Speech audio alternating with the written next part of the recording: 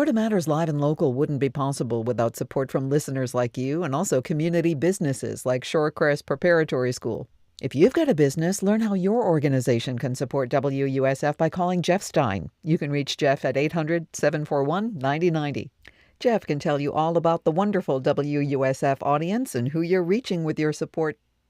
Buck Tower Gardens in Lake Wales hosts Dreamweaver, Tales from the Trees, an all-new immersive art exhibition where the lines between nature and the mystical blur. Now through January 31st. Details at bucktowergardens.org. Tourism is a big slice of Florida's economy, but when it comes to our environment, it can be a balancing act. A proposed cruise port in Manatee County could bring in massive cruise ships, tall ones that can't squeeze under the Sunshine Skyway Bridge. The proposal's already hit choppy waters. Environmental advocates are pushing back. They say a port would be bad for the nearby Rattlesnake Key ecosystem. I'm Matthew Petty, and ahead this hour on Florida Matters Live and Local. Do you want to see big cruise ships dock in Manatee County? Are you worried about the environmental impact? Call and tell us about it. 813-755-6562 or email floridamatters@wusf.org. Also, we'll get into the details about a troubling trend, immigration attorney scams, and what's on the list of 100 things to do in Florida before you die. Tell us about your must-see spots and can't-miss activities. All this plus your calls and emails after these headlines. Live from NPR News, I'm Lakshmi Singh. President Trump has introduced his Board of Peace, initially proposed to keep the Israel-Hamas ceasefire in Gaza from collapsing.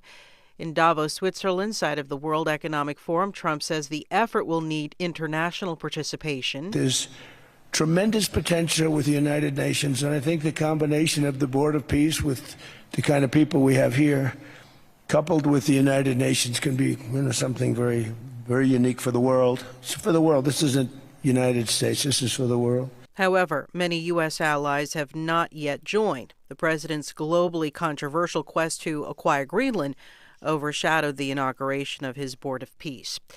In his speech at Davos, Trump noted that U.S. brokered peace between Ukraine and Russia turned out to be more difficult than he anticipated.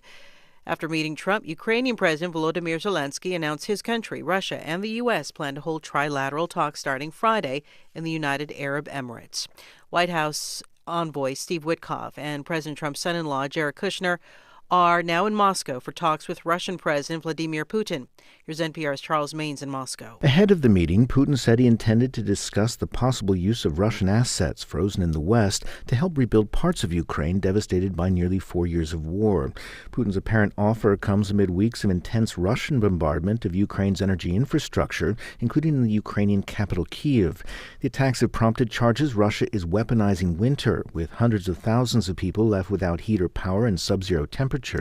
Meanwhile, months of U.S. efforts to negotiate an end to the conflict have bogged down over Russian maximalist demands on Ukrainian territory, as well as Ukraine's desire for ironclad security guarantees from the West. Charles Maines, NPR News, Moscow. It may get harder for employers to figure out what to do when a worker reports harassment. NPR's Andrea Hsu reports the U.S. Equal Employment Opportunity Commission voted 2-1 to rescind its harassment guidance. The EEOC's harassment guidance was approved by the commission during the Biden administration. It provided employers with the agency's reading of the law, explaining what kind of harassment constitutes illegal discrimination. The guidance included numerous examples of harassment based on protected characteristics, such as race, age, and religion, and also included examples of harassment of trans people. As a commissioner, EEOC Chair Andrea Lucas voted against the guidance, asserting that it's not harassment to acknowledge that biological sex is real. Now she's led the vote to rescind the 2024 guidance in its entirety. Dissenting Commissioner Kalpana Kotagal said the EEOC was throwing the baby out with the bathwater. Andrea Hsu, NPR News. At last check on Wall Street, the Dow was up more than 400 points. You're listening to NPR News. Support for NPR comes from NPR stations. Other contributors include the Robert Wood Johnson Foundation. RWJF is a national philanthropy working toward a future where health is no longer a privilege but a right. Learn more at rwjf.org. You're listening to WUSF 89.7. I'm Craig Kopp. The Tampa Bay Lightning will stay in Tampa at least through 2043. That's because yesterday Hillsborough County Commissioners added another 6 years to the team's lease at Benchmark International Arena. In return, the county will gradually give $250 million in tourist taxes to renovate that arena.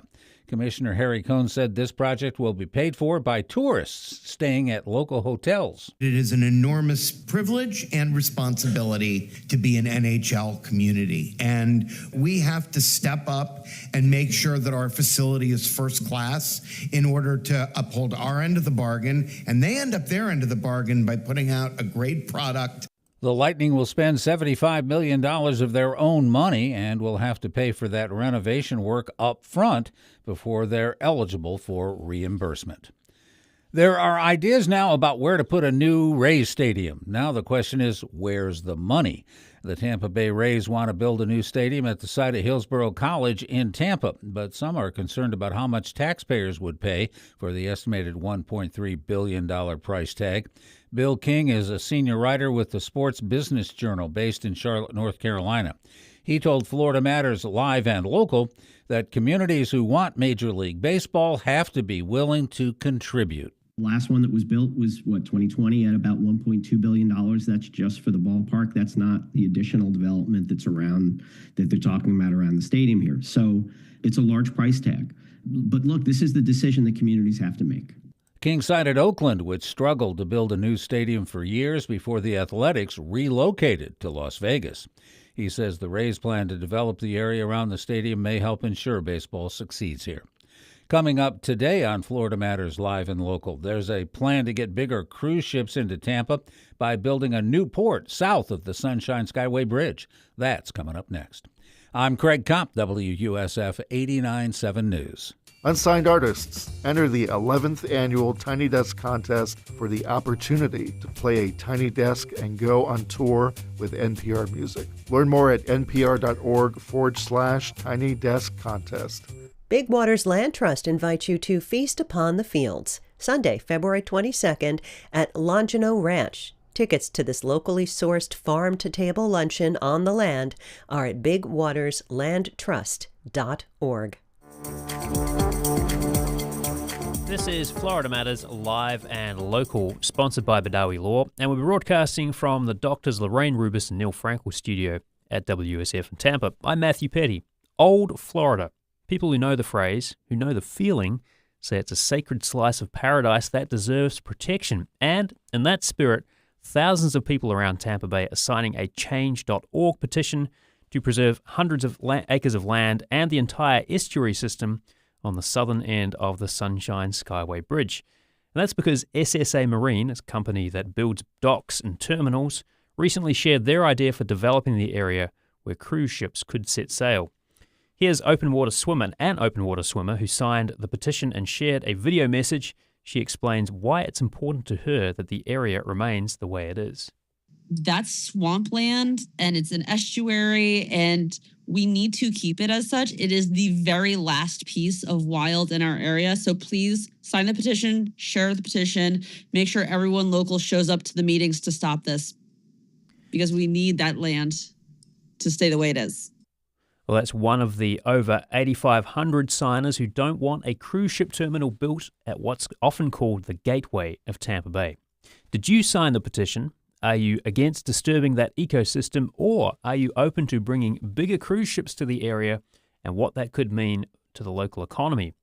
Call and tell us about it. The number is 813-755-6562. That's 813-755-6562. You can also email FloridaMatters@WUSF.org.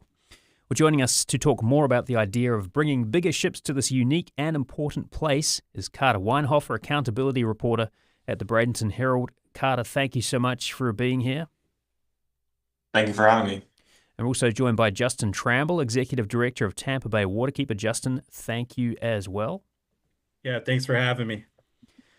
Well, Florida Matters Live and Local invited SSA Marine to join us today. They replied they're not doing any interviews at this time. They pointed to their website, notcohencruise.com. That's not with a K. and you can go there for more details. Well, Carter, let me start with you. The petitioner we heard at the beginning mentioned showing up to meetings. Are there any meetings scheduled so far? I don't know of any specific dates for meetings. We know that SSA Marine has put in their application for this project through the Manatee County government, but no dates as of yet that I'm aware of. What about the proposal itself? I mean, it sounds to me like there are some pieces in place, but how far along is it? Yeah, so I know there's the application for just some permitting through the county. If you go to their website, they have some information there. The Not Cohen website has some information there. And there's some maps of the proposed area, but it would still require a good amount of permitting through the county. Well, last night, Manatee County government sent Florida Matters live and local a statement. Let me just read that for you. The Manatee Board of County Commissioners had not yet considered this item on an agenda, so an official comment from the board is forthcoming.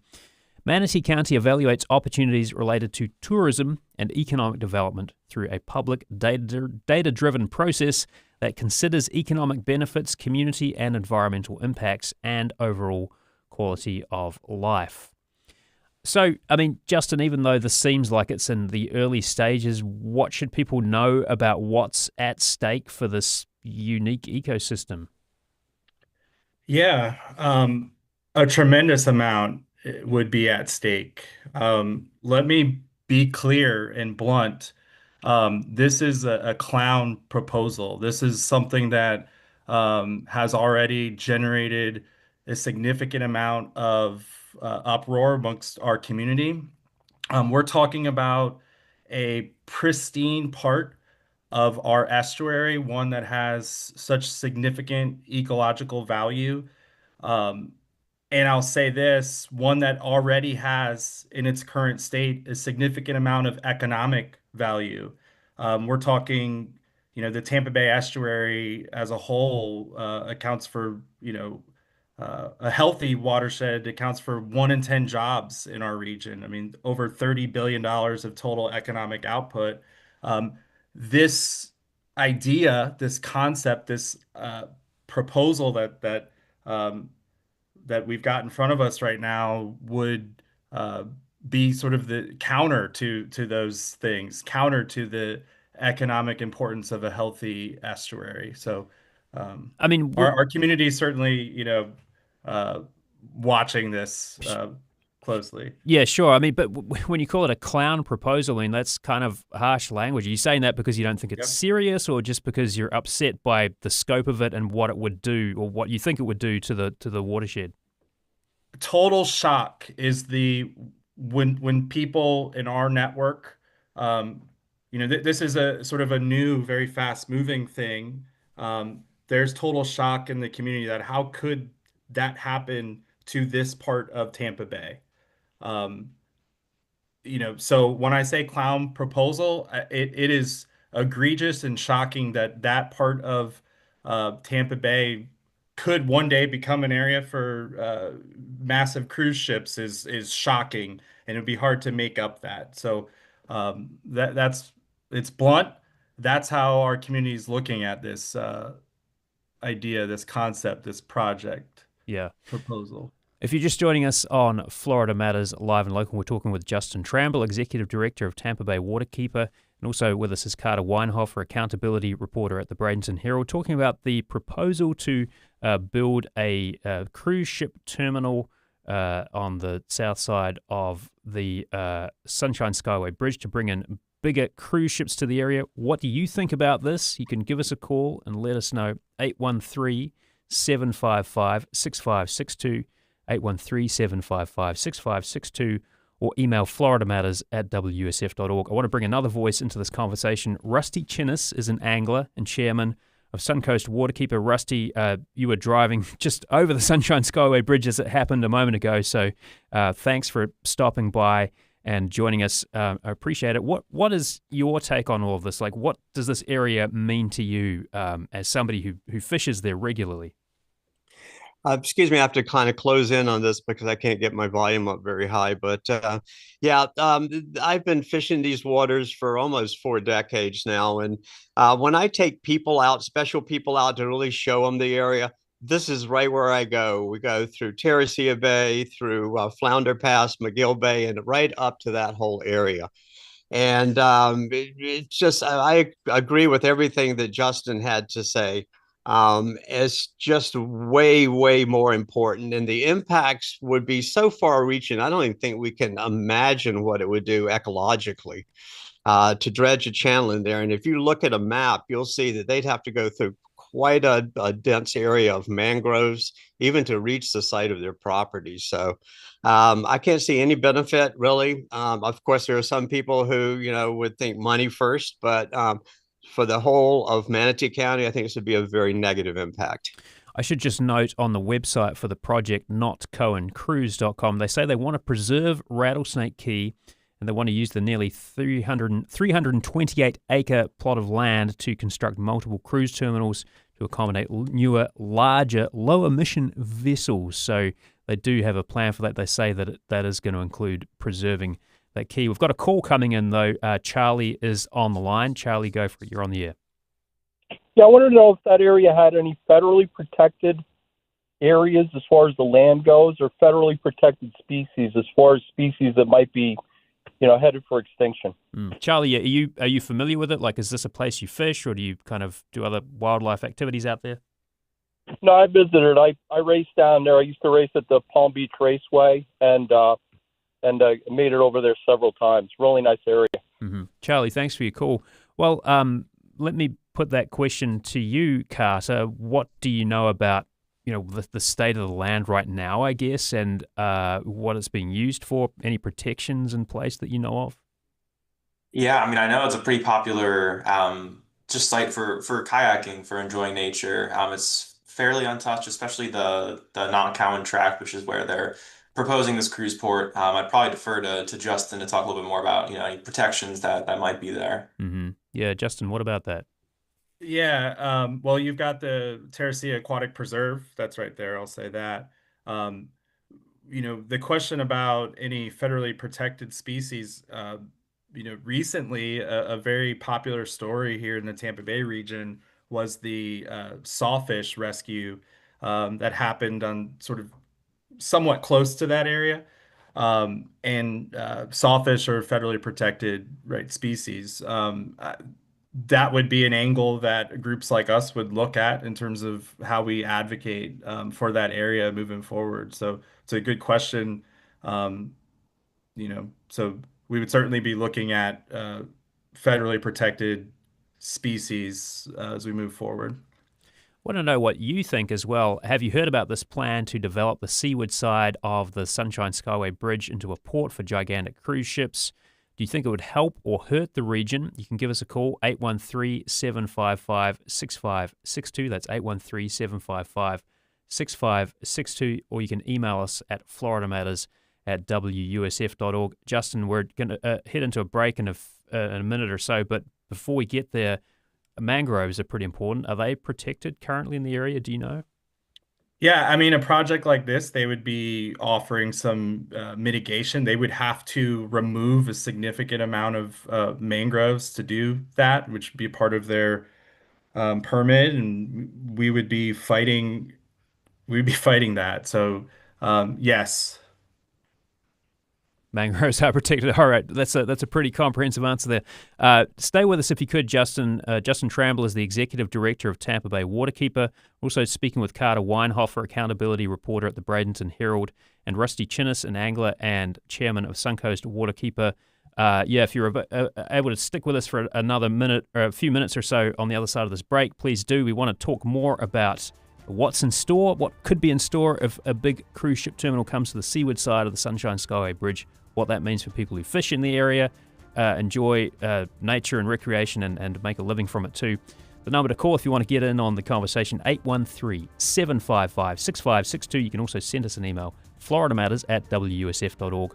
More to come on Florida Matters Live and Local in a moment.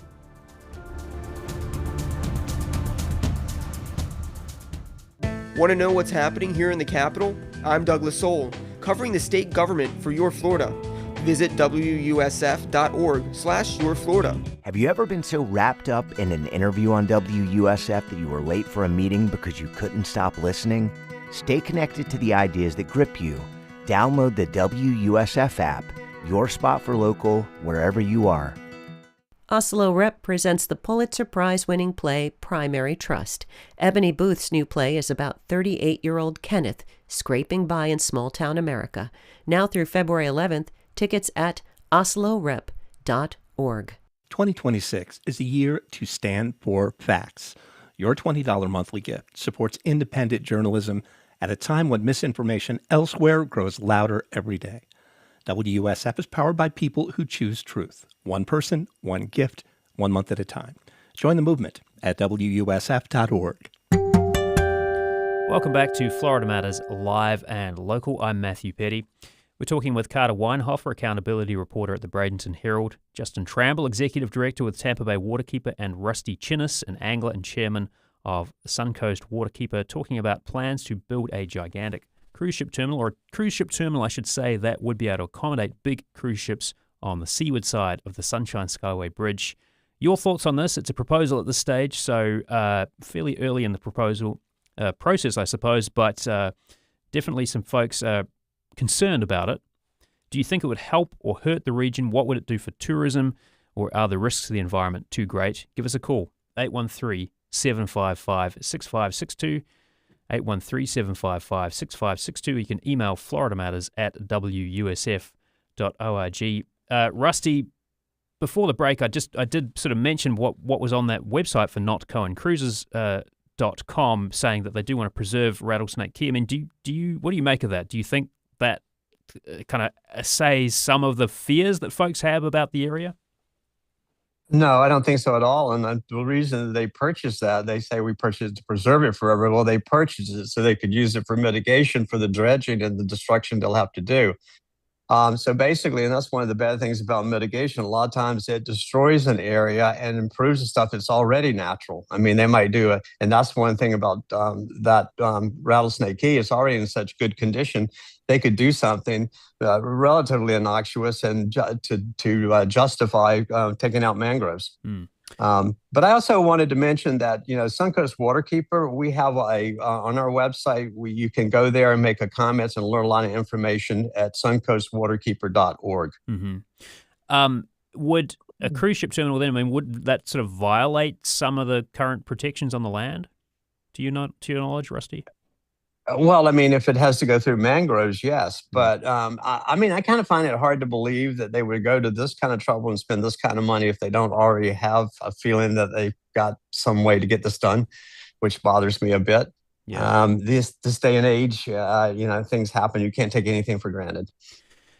The number to call, 813-755-6562. We're talking about a proposal to build a cruise ship terminal on the seaward side of the Sunshine Skyway Bridge. What do you think about the idea? Are you in favor of it? Do you think it would bring in more tourism, good for business, or are you worried about the impact on the ecology of the area? Let's go to Nick now calling in. Nick, you're on the air. What do you think? It's just a terrible, terrible idea. I grew up in Bradenton. I've been fishing these waters for, several decades now.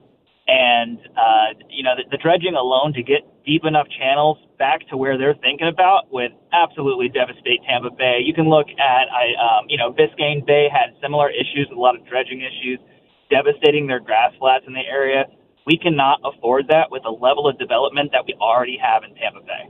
I know for a fact there are state representatives that are trying to push this just like they did on the other coast with, golf courses and stuff and state parks.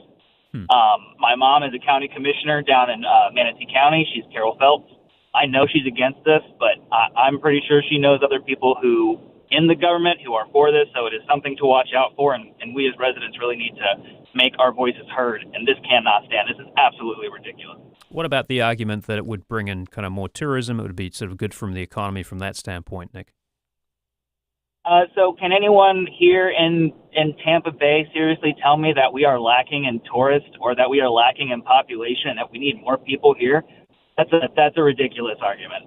So this is basically going to be private profit for public on a public paycheck, right? Like, public is going to pay for, the taxpayer is going to pay for all the damage in Tampa Bay. It's going to turn our water nastier. It's going to be more chocolate milk than it already gets in some days.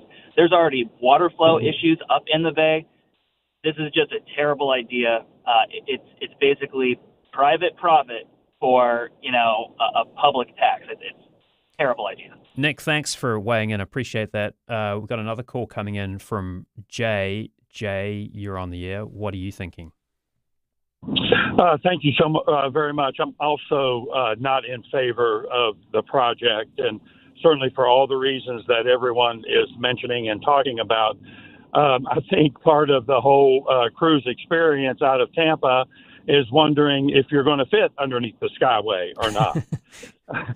Are you saying that makes it exciting going under the Skyway? That's right. You start off your cruise wondering.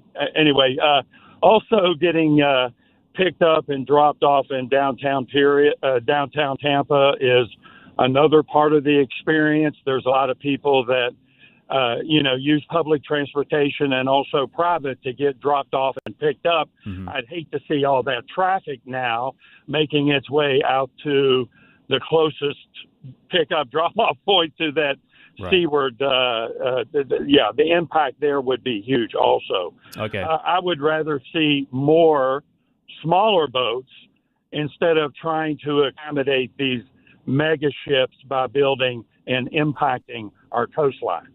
Jay, thank you so much for weighing in. I appreciate that. An email here from Lauren who writes, we need a healthy ecosystem far more than we need another cruise terminal. Tourism dollars that result from a cruise port will go to big corporations as opposed to the dollars that go to local businesses that depend on the natural resources that are there now. It's basically a money grab. And we've got another caller, Jerry, weighing in. Jerry, you're on the air. Go for it. Yeah, I researched this about 10 years ago, and I found this company that's out of the Netherlands. I think they got a place in Miami. They do floating cities. They have a diagram on their website of a floating port or whatever they're trying to build, which would be out in the bay or out in the mouth of the bay. And then you'd service it with little boats from Tarpon Springs, from Clearwater Beach, from every little port, to get the people in and out of there. You think about it. So Jerry, your phone's breaking up a little bit, but it sounds like you think a floating cruise terminal might be the way to go rather than trying to build something on land here. Yeah, everybody's happy. But if you think about it, the cruise ship's only in there for a day at the most. Yeah. And the rest of the time it's empty. Yeah, we're going to have to leave the call there because we're running a little close on time. But Jerry, thanks so much for calling and appreciate that. Carter, I just wanted to come back to you for a moment. And back in '93, there was a big cruise ship sailing for a while from Seaport Manatee. That's an existing port more than 5 miles north of the Skyway Bridge.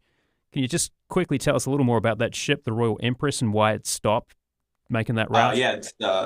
So Seaport Manatee now mainly focuses on cargo. But you're right, around 1993, they were running some cruises out of there.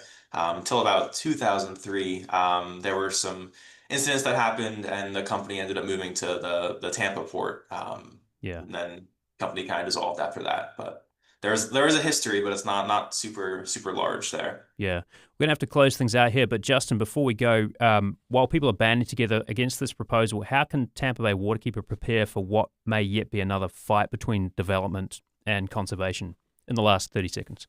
Yeah, 30 seconds. I just want to reject the notion that it's protecting the environment versus protecting business and economic growth. I think protecting the environment is protecting our economic growth. And so I want to make sure that we're not pitting ourselves against business. We're saying that protecting this area is good for business. So I want to be clear there. Suncoast Waterkeeper, Tampa Bay Waterkeeper, as Rusty said, we've got on Suncoast Waterkeeper's website a resource for you to sign up to learn more about how you can get involved as this develops. We're going to have to leave it there, but Justin Tramble with Tampa Bay Waterkeeper, Rusty Chinnis with Suncoast Waterkeeper, and Carter Weinhofer with the Bradenton Herald, thank you so much for your insights and information. Really appreciate it. Stay tuned to Florida Matters live and local to hear about a disturbing trend next, immigration attorney scams. That's coming up in a moment. Stay with us. I'm Ricardo Cuomo, and I'm a WUSF Zimmerman School Radio News intern. At WUSF, I found an incredible group of people who supported me and taught me a lot throughout my time here. Everything I know about the radio industry, I owe it to them, and all the amazing opportunities I've had as an intern. With your help, future journalists like me can get the opportunities we need to grow in our careers. WUSF depends on contributions from people like you. And Badawi Law, offering legal services in personal injury, immigration, and auto accidents, with offices in Tampa, Florida. Office information and practice details at badawilaw.com or learn more on Instagram at Badawi Law. The 23rd annual Embracing Our Differences International Art Exhibition celebrates inclusion and kindness. It's free and runs through April 19th outdoors in Sarasota's Bayfront Park. Details are at embracingourdifferences.org. Welcome back to Florida Matters Live and Local. I'm Matthew Petty. The federal crackdown on illegal immigration stoked fear in many immigrant communities, and scammers are exploiting those fears. Con artists posing as immigration attorneys are swindling people without legal paperwork out of thousands of dollars. The scammers say they can help people without legal status get work permits. Well, for more on this story, we're joined by investigative reporter Alice Herman, who reported on a Sarasota woman who fell victim to one of these scams. Alice is a reporter with Suncoast Searchlight. It's a non-profit investigative newsroom covering Sarasota, Manatee, and DeSoto counties. And they're a news partner of WSF. Alice, thanks so much for coming back on Florida Matters Live and Local. Thank you so much for having me. I did want to just clarify really quickly that unfortunately the scammers are also targeting people who have active asylum cases, and folks like the person who I interviewed who has an active asylum case is not an illegal or undocumented or unauthorized immigrant. Unfortunately, this crackdown is impacting immigrants, including those who have active cases. Yeah, Alice, that's an important point to clarify. So thanks for that. Yeah, folks who are here and legally here seeking asylum, as you point out. If you've got questions about this, about how these scams work, what to look out for, you can give us a call and join the conversation, 813-755-6562. That's 813-755-6562. You can also email floridamatters@wusf.org. Well, Alice, you tell the story of a woman named Fabiola who realized she'd been ripped off by someone she thought was an immigration lawyer. Just tell us a little bit more about her and how she kind of fell into this net. Absolutely. So Fabiola had an immigration court date coming up, and she was looking for an attorney to represent her. She knew that she needed to get legal counsel, and she was finding that that she wasn't able to afford a lot of the legal services that were on offer. And so she was on social media looking around, I think just kind of surfing the internet, and came across an ad for somebody who was advertising immigration legal services at a discounted rate. And she reached out to this so-called firm and talked to a representative there who told her that she would be able to pay a small fee up front, and then, in exchange, he would help her with her asylum case and hopefully be able to get her a work permit. And so she paid him up front like $500. As it kind of dragged on, she had some questions about him. But he was really like super enthusiastic. He was reaching out to her over and over again on WhatsApp, which is an encrypted messaging app. Was that a kind of a red flag, like an immigration attorney using WhatsApp? Is that a common way for actually legitimate immigration attorneys to operate and communicate with their clients? No, it's not. And it's, but she didn't know that. And a lot of people wouldn't know that. Something that a fraud expert who I talked to said was, we're taught growing up not to get in a stranger's car and let them take you to a second location. But online, if somebody you're chatting with, wants to move the conversation onto an encrypted app, this can happen. Scams, online scams can happen to anybody, not just immigrants, obviously. Right. But something that people should keep in mind is if somebody you're talking to, even on Tinder, wants to move the conversation to an encrypted app, that's a red flag. And so certainly an immigration attorney shouldn't be doing that. And so that it's definitely a red flag. Did she report this to the police? She did not. She, as an asylum seeker, knows that she's vulnerable to deportation. And unfortunately, we've seen people getting apprehended even at their court dates while they're engaging in the legal process to obtain, legal status in the country. And so she didn't report the scam. And I think from what I was told by immigration attorneys, it is really common for people to get scammed and not report it for that reason. If you're just joining us, we're talking with Suncoast Searchlight investigative reporter Alice Herman about immigration scams that can bilk unsuspecting victims out of thousands of dollars. And maybe you've got some experience with this kind of scam. Have you encountered this online? Let us know about it. 813-755-6562. If you've got some questions for Alice, you can call in with those as well. You can also email FloridaMatters@WUSF.org. The number again, 813-755-6562. Alice, in your reporting, you detail how you actually reached out to try and get in touch with this so-called attorney. How did that go? I gave him a call. I introduced myself as a reporter. I was talking to him in English, and I do speak Spanish, but Fabiola had told me that she eventually learned that he didn't speak English. That was one of the things that made her realize she was getting scammed. So I introduced myself. He responded in Spanish. I sort of insisted that we communicate in English, and the conversation ended as soon as I asked him in Spanish whether he'd be open to answering some questions from a reporter. Mm-hmm. I wonder, Alice, people who support a tougher approach to illegal immigration might say scam victims shouldn't be here in the first place. Is that something you've heard people talk about in your reporting on this story? Not on this story in particular. I certainly hear from people who feel that essentially being in the country without documentation warrants deportation. But in this case, this is a person who exercised her legal right to seek asylum and is in the country legally. If her asylum case doesn't work out, then she could be subject to a removal order. But that's not the position that she's in. Yeah. And do you know why she decided to make the trip to the United States, why she moved here?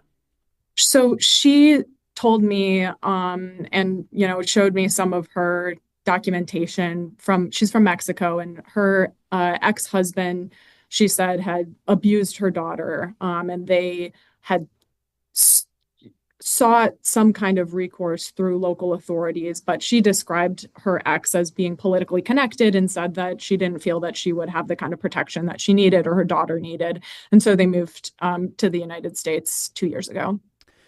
How did you come across the story of Fabiola in the first place? And I'm wondering what it tells you about the prevalence of this issue in the Tampa Bay region and I guess nationally as well. Yeah, absolutely. So I had spoken with several immigration attorneys in the Suncoast area who described an uptick in this kind of scam. They'd been hearing from people who were asking, hey, I got this paperwork, or I was told that I was going to get these services and the paperwork doesn't look legit, or I didn't get the services that were promised.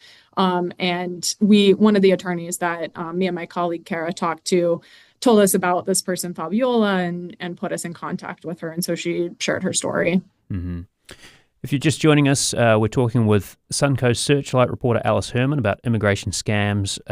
People who fall victim to these scams can lose thousands of dollars. You can join the conversation by calling 813-755-6562. Maybe you've got some experience of what these scams kind of look like, how the scammers operate.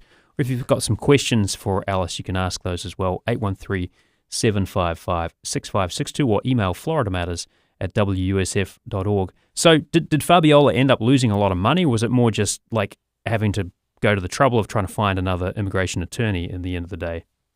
She lost $500, and this back and forth with somebody who it seems was not an attorney at all went on for months. And during that period of time, she should have been talking to a real attorney. And so she lost time on her immigration case. And she also, because of the sensitive nature of her case with a child who had been abused, she had showed a lot of documentation of that situation to somebody who she later found was not who they said they were.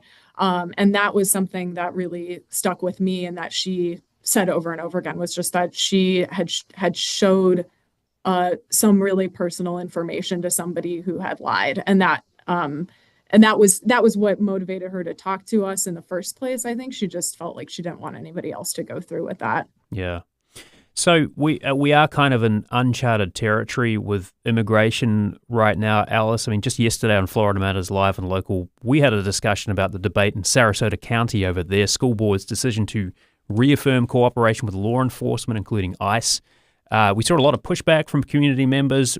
I mean, what are some of the reasons that scam artists are able to profit from all of what's going on in the United States right now? Right. So immigration services fraud has been a problem for a long time, but it's according to immigration attorneys and the American Bar Association, it's really ramped up in the last year. And they're attributing that increase to people's fears, to immigrants' fears of being apprehended by ICE, being deported, and just the desperation that people are feeling, and then turning to so-called attorneys or people who are claiming to be attorneys who are offering something that might in another circumstance seem too good to be true, but in that sort of kind of desperate moment, you might turn a blind eye to some of those red flags. Mm-hmm.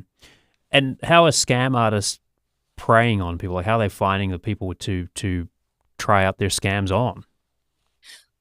I've mostly heard about this happening through social media. So, advertising, putting up an advertisement for an immigration law firm saying that they specialize in asylum cases or that they can fight, removal orders, things like that.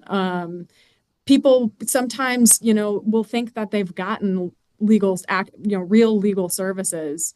For example, in Fabiola's case, she actually went through an entire interview with somebody who was purporting to be with the U.S. federal government. She sent me a screenshot from the video interview, and it looked realistic. And so there are people who are going through this process with a scam artist thinking that maybe they've actually gotten some kind of paperwork. And so then they may refer that person to a friend or a family member. So, So unfortunately, they're reaching people in various ways. Now, you noted in your reporting the Department of Homeland Security actually launched an operation targeting this kind of fraud back in 2011. What actually happened to that effort? I'm not sure. It's the page on the DHS website has been archived, and I don't know what the Department of Homeland Security is doing right now, if they have any ongoing efforts to target that kind of fraud. If you've been defrauded, you can report it to Federal Trade Commission. The Florida Attorney General's office has a line to report fraud generally, but I'm not sure what DHS is doing right now. Right, and to your point, folks who are in the situation may be pretty hesitant to go to the authorities if they get defrauded because they're afraid about what might happen to their status in this country, or they might just be embarrassed about it. Yeah, that's right. Anybody who's been defrauded will look back and think, how did I fall for this? And the fraud investigator that I talked to really emphasized the point that anybody can be victim to a fraud in the right circumstances. And so they may be embarrassed and not tell the authorities everything that happened, or they're afraid that they'll be reported in some way. And so they don't go to the authorities. Mm-hmm. Now, Fabiola, as you pointed out, wanted to make sure that other people don't fall victim to the kind of scam that she unfortunately fell into. But what is she doing now? Like, what is she going to try and find an attorney who can help her out with her case? What's the story there? Yeah, she found an attorney who is hopefully going to be able to represent her at her next court date. But she's going to have to put together I think it's $6,000 or $7,000 in the meantime. That is, and she, told me that's going to be a challenge, but she's certainly trying to make it work. Yeah, and I think that also speaks to something else you mentioned earlier about how these scam artists are able to snare their victims because they're offering kind of budget prices or discount prices for the kind of legal work that actually costs thousands of dollars to a legitimate lawyer. Yeah, that's right. They'll offer something that, again, seems a little too good to be true, or they offer a service with an upfront fee. And then this is what happened in Fabiola's case. The so-called attorney told her after her fake interview with immigration services that she needed to give him $1,500 or else she would be deported. So you kind of get this upfront, maybe bargain deal, and then that's followed by threats and high-pressure tactics.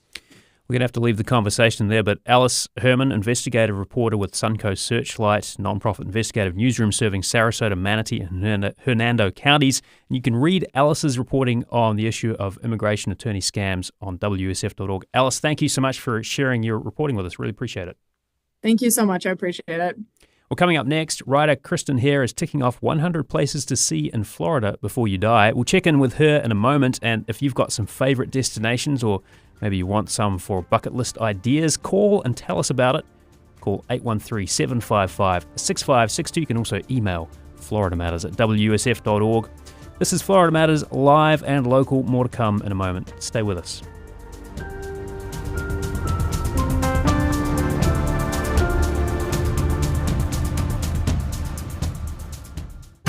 I'm Robin Young. The best-selling memoir, H is for Hawk, explored coping with grief through training a fierce wild bird.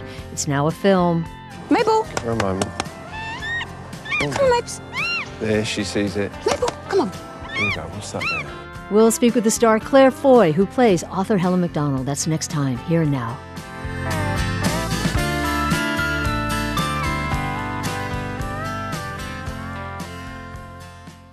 Join us this afternoon from 1 to 3 on WUSF 89.7. Support for WUSF comes from listeners like you and from Brandon Business Machines. Brandon Business Machines is a locally owned and operated office equipment dealer and IT support company. They've been serving the Tampa Bay area for 44 years with copier and computer sales and service. Online at bbmusa.com. Bach Tower Gardens hosts Starry Starry Night, celebrating science and art. Experience the night sky with space-themed presentations, hands-on activities, and connect with a NASA ambassador. January 24th. Details at bachtowergardens.org. Hey, I'm Gabriella Paul, and I report on people living paycheck to paycheck in the region. They're firefighters, they're teachers, they're nurses, but they don't make enough money to pay the bills, and they're one paycheck away from being on the street or in some sort of substandard housing. At WUSF, I tell your stories about the rising cost of living. Welcome back to Florida Matters, live and local. I'm Matthew Petty. Florida's a big and growing state, and fortunately there's quite a lot of room here for all of us. From the white sand beaches of the Panhandle to the Everglades swamps, you could spend a lifetime exploring the Sunshine State. And actually, winter is a good time to do it. You can step outside without breaking a sweat. Kristen Hare is here to provide some advice about how to do that. She's the author of 100 Things to Do in Tampa Bay Before You Die. She's working on a new book, 100 Things to Do in Florida Before You Die. Kristen, thank you so much for joining us. Thanks for having me back. And if there's a Florida spot you would like to add to the list, any hidden gems worthy of more attention, let us know by calling 813-755-6562. That's 813-755-6562. You can also send us an email, FloridaMatters@WUSF.org. So, Kristen, last time we spoke to you, you were talking about kind of Tampa Bay specific stuff, but you've been out and about on the road exploring the rest of the state. Is there any favorites on the list so far? Gosh, I always feel like when I get asked this question, it's like having to choose between my children. And I only have 2 children, but I have more than 100 entries in this book. But I will tell you a couple highlights. Things that I don't think a lot of people know about. I've tried to really find over the decade or more that I've been writing these books, really find the gems that hopefully people have driven by and now will get to discover. So that's one of the fun things about this. And one of those things is going to the old sugar mill in De Leon Springs, where you can both dip in a lovely clear spring, but also sit and make your own pancakes right there at the table.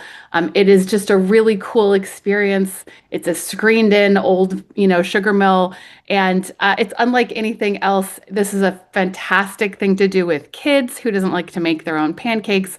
The pancakes themselves were pretty delicious too. So that was a really fun thing that I got to do in the last couple of years while working on this book. Is it a case of, you've spent plenty of time looking around the state, but are you doing more rediscovering places you knew about already, or is it a lot of new discoveries that you're making along the way? I think I feel like I want to say Florida's an onion, but maybe we'll go with a grapefruit or an orange, and I just keep peeling the layers, right? And Yeah. so there's been a lot of, and it's also been a virtuous cycle. So in 2024, I wrote a book about old Florida hotels and got to visit a lot of them. And, that helped me find a lot of places I wouldn't have otherwise known about, including the Rec Bar at B Ocean Resort. So this used to be the Yankee Clipper. It is shaped like a ship in Fort Lauderdale. And you can go there on weekends and have brunch with mermaids. And this has always been part of this hotel. There's a swimming pool and there's a bar on the lower level that looks out on the swimming pool. It closes a couple times during the weekend for the mermaids to get in, and you have a really cool brunch. Everybody knows about Wiki Watchy. Of course, I'm going to include that. But this is a really neat thing that has always been part of this hotel.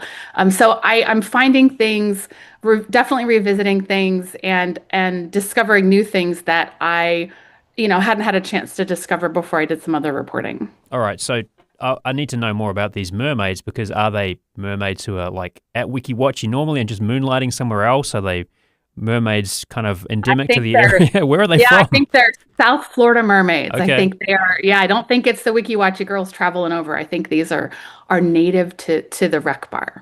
Okay. And Wiki Watchy, I mean, as you point out, I mean, it's something a lot of people here in the Tampa Bay region are familiar with, but for folks who may be tuning in and wondering what on earth is going on there, how would you describe that to somebody who's not seen it before? Yeah, so another, historic spot, kind of maybe falls in the category of roadside attractions. It's a beautiful spring, worth visiting on its own. There is an underwater theater where you can watch these mermaid shows. They do The Little Mermaid, they do holiday shows and everything in between.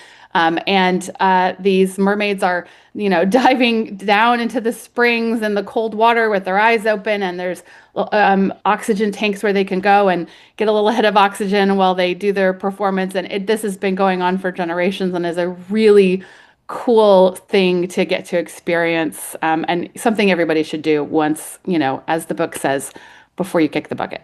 Right. Well, Kristen here is with us. If you're just joining us, she's the author of 100 Things to Do in Tampa Bay Before You Die. She's working on a new book, 100 Things to Do in Florida Before You Die. And if there's a Florida spot that you want to talk about, a place you think should make that 100 list, let us know, 813-755-6562. Any hidden gems worthy of more attention? There might actually be some places you would rather people don't know about, so you can keep it to yourself. But anything you want to share about the places you think make Florida special, give us a call, 813-755-6562, or email us at FloridaMatters@WUSF.org. All right, so did you set out with a list of 100 places, or are you starting out with a list of 500? Like, how does that whole process of creating this book and doing the research for it come about? That's a great question. When my publisher called me a couple years ago and asked me to do this, I instantly said yes. And so started working on, a list and a spreadsheet based on, more than a decade living in Florida, having traveled across the state with my family, and then revisiting and trying to dig deeper. And I still, I have a 2 or 3 more trips I need to take before my March deadline. The book comes out in October.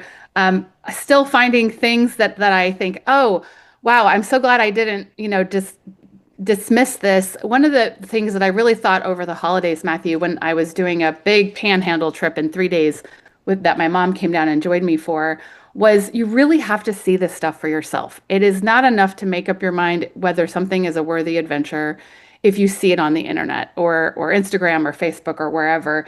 You really have to see it for yourself. And I'll give you a really quick example of one of those. So in Defuniak Springs, there is Florida's oldest continually operated library. It opened in 1887. It is tiny. If it was a house, we would call it a tiny house. And, when you look at it, oh, that's cute. You kind of see it on pictures. And I read as much about it as I could. So we were driving across the Panhandle, and I looked at the map and realized, oh, we're going right by Defuniak Springs. Let's go check out that library. I wasn't going to make a trip just for it, but we're going by. Let's check it out.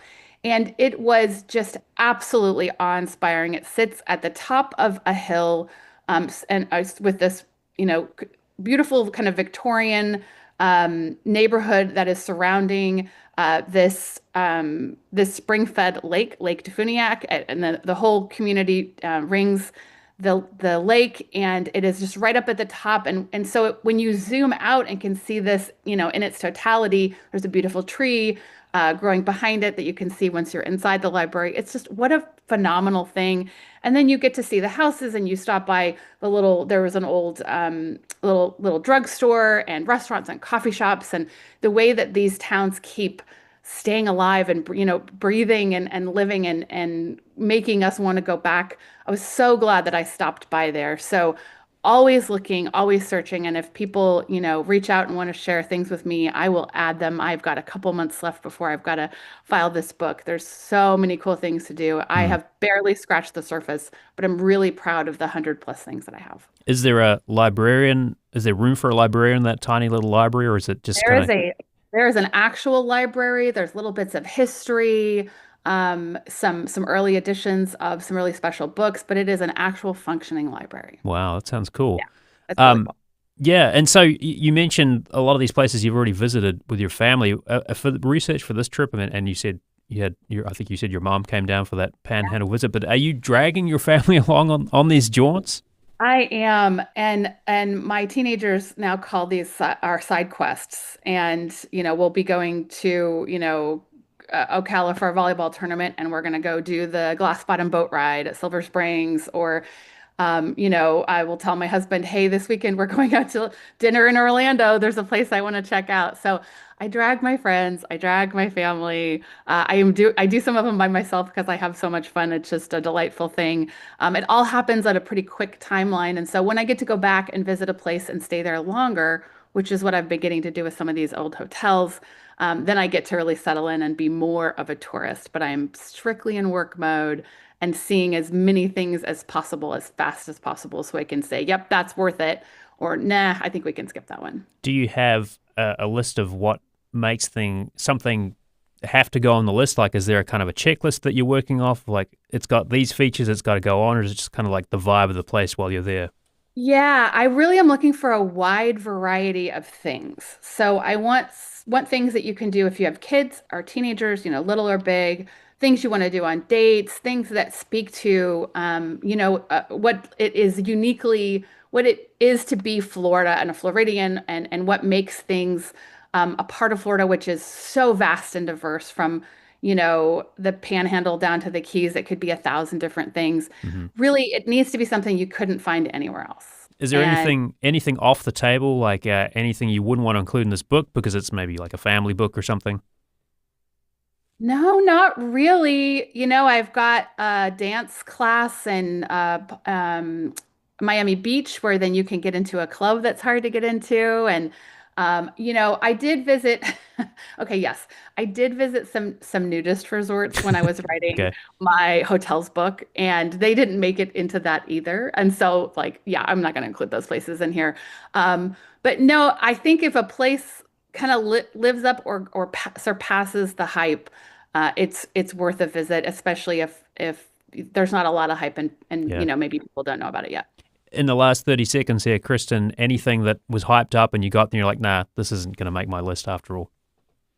I know there are those things, and they've been deleted from my brain. And so I couldn't tell you what they are. But yeah, consistently since I started writing these books in 2012, I have gotten to a spot and thought, well, that's disappointing. This isn't as neat as I thought it was. I can tell you, I did visit a restaurant recently that I was excited about. And I'm not going to give you any details because I don't want them to come after me, but I was excited about it. And this is one of those things that looked really cool online, and it was fine, but it doesn't make a list of 100.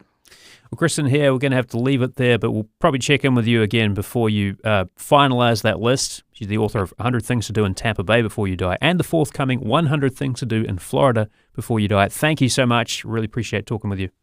Thanks. Well, we're back on Monday, but we're always listening for your input. So you can call in with your story suggestions and comments on the topics we cover. Leave a message by calling 813-755-6562. That's 813-755-6562, or email FloridaMatters@WUSF.org. And join the conversation on Florida Matters live and local Monday at 12 noon. That's our show for today. Florida Matters executive producer is Grayson Doctor. Assistants for this show from Mary Shedden. Our producers are Amelie Horace and Quincy Walters. Our engineers are Jackson Harp and Geo Galvin, and Jackson composed the music. Warren Buckholtz handled the video today. You can subscribe to Florida Matters Live and Local wherever you get your podcasts and watch on WUSF's YouTube channel. I'm Matthew Petty. Thanks for listening and watching, and have a great weekend.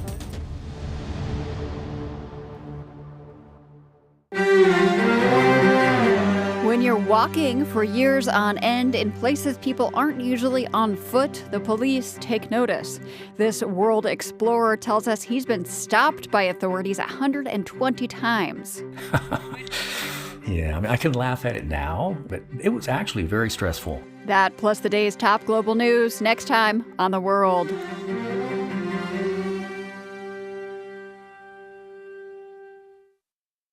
You can hear The World at 3 o'clock after Here and Now, which is next. You're listening to WUSF 89.7 Tampa, winner of the 2025